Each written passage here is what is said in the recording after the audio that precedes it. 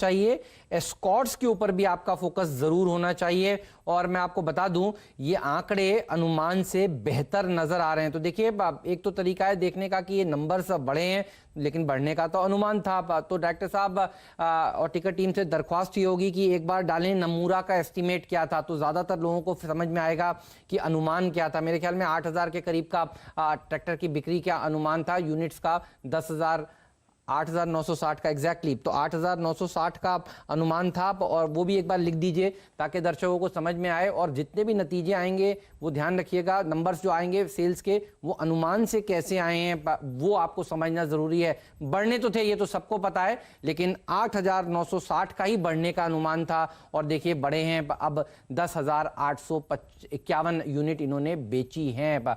MNM के ऊपर भी रखिएगा नजर, एस्कॉर्ट्स के ऊपर भी रखिएगा नजर, टू व्हीलर कंपनियों के ऊपर भी आपकी नजर होनी जरूर चाहिए। टू व्हीलर स्पेस में दीवान साहब, इससे पहले मार्केट खुले, बताइए आपको कौन सा स्टॉक पसंद है, मैं अपनी वॉल पर जाता हूं फिर।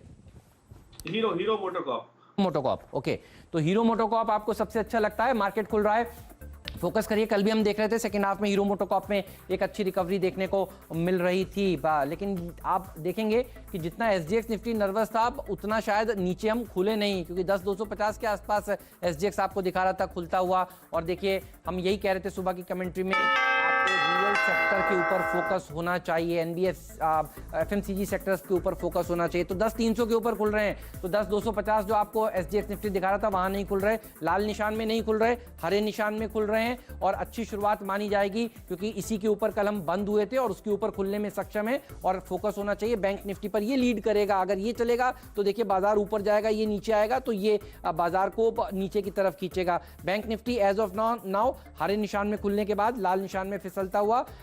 ऑटो इंडेक्स अगर आप देखें तो 0.5% मजबूती के साथ ये कारोबार कर रहा है। मिड कैप इंडेक्स अगर आप देखें तो फ्लैट इस समय खुला है। और सेंसेक्स अगर आप देखें तो हरे निशान में खुलने में सक्षम हो गया है। निफ्टी भी बिल्कुल फ्लैट कारोबार आपको करता हुआ इस समय नजर आएगा।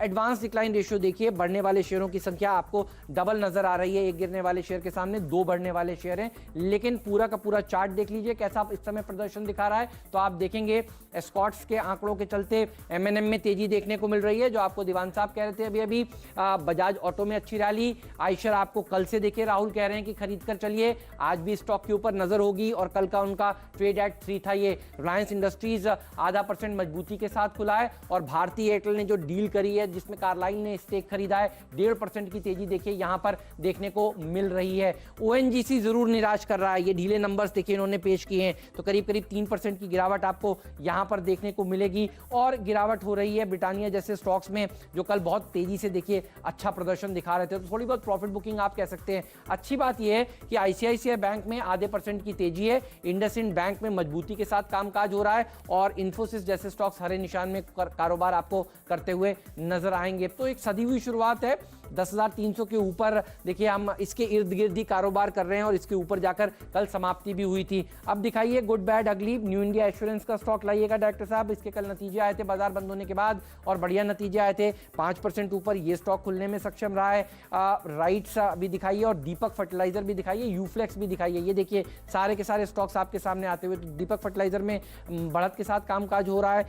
यूफ्लेक्स एक गैप अप ओपन हुआ है, राइट्स क्योंकि भाग गया था नतीजों से पहले, तो थोड़ा सा मुनाफा वसूली यहां पर आपको देखने को मिल रही है। अब दिखाइए बैड नतीजे भी, गुड वाले तो आपने देख लिए।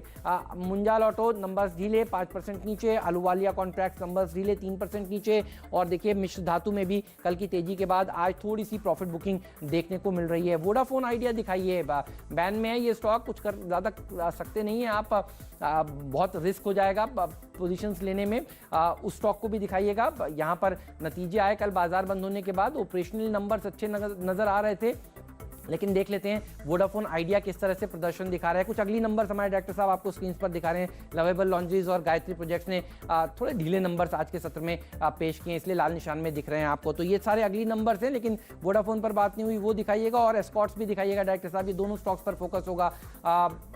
ये देखिए वोडाफोन आइडिया फ्लैट खुला है, 0.5% की नरमी दिखा रहा है ये स्टॉक 10.5 रुपए के आसपास। और एस्कॉर्ट्स, इसके ऊपर रखिएगा नजर। एस्कॉर्ट्स के नंबर्स जो हैं वो अच्छे आए हैं और इसीलिए देखिए 1062-63 के आसपास ये कारोबार करता हुआ 2% की तेजी यहां पर वीरू इस समय देखने को मिल रही है। इस समय आपने कौन सा स्टॉक देखा अब और कौन से शेयरों पर आपकी नजर है, बताइए प्लीज।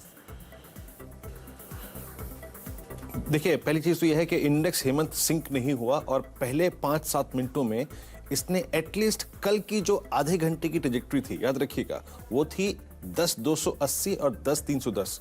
ये उसके नीचे सिंक नहीं हुआ और अब ऊपर निकल के आ रहा है। तो आपको 30, 35, 40 पॉइंट का स्विंग शायद इसके बाद मिल जाए, इस बात की पॉसिबिलिटी है।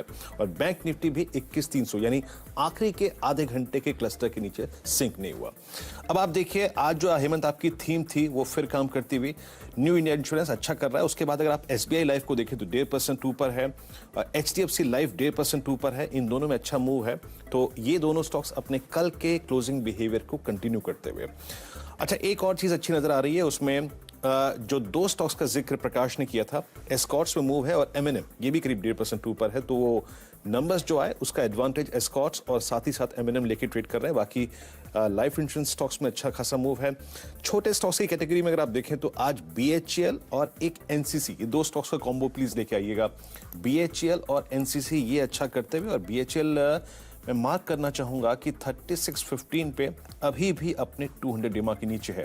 लेकिन बैंक निफ्टी के लिए अच्छी खबर यह है कि एटलीस्ट कोटक, याद रखिए, वो पैसा आना थोड़ा डिफर हुआ है, बट स्टिल बाजार कोटक से इतना नाराज नजर नहीं आ रहा है क्योंकि ये टेक्निकली बहुत साउंड स्टॉक है। लगभग 1332 के स्तर पे खुला गैप डाउन, लेकिन उसके बाद सिंक नहीं हुआ, याद रखिएगा। तो कुछ ऐसे स्टॉक्स जो कि अच्छा कर रहे हैं, उसमें ये स्टॉक्स थे। आई थिंक मैं एक ट्रेड पे जंप करूं उससे पहले मैं वक्त लूंगा, लेकिन मैं शायद फोकस करना चाहूंगा आज BHEL पर ही। आपकी राय मेरे को राहुल एक बार इस प्रोस्पेक्टिव से दीजिएगा कि BHEL पिछले 4-5 दिन का बेस सेम है, एग्जैक्टली सेम बेस है और वहीं से बार बार पुल बैक दे रहा है 35। मैं इसलिए स्ट्राइक कर रहा हूं क्योंकि 35 की इसकी पुट बिकी भी हुई है। आप कैसे अप्रोच करेंगे इस ट्रेड को आज?